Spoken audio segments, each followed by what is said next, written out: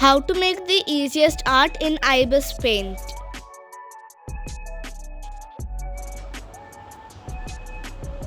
First you need to pick any color you want. I'm going to pick this darkish purple kind of, and then you're going to put the opacity to 18. Then color the whole thing with that opacity.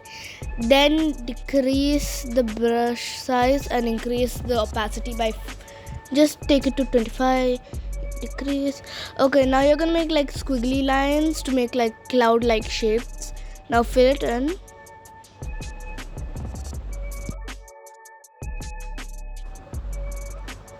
Then increase by 5 again and make another cloud just below it, like this. Fill it in again. Then continue the process over and over again. I'm gonna do this real quick and I'm gonna show you the ending result.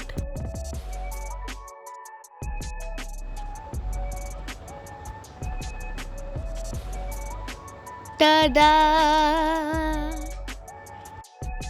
Okay, now you're gonna choose other colors. I'm gonna choose this yellowish color. Okay, now I'm gonna make a moon.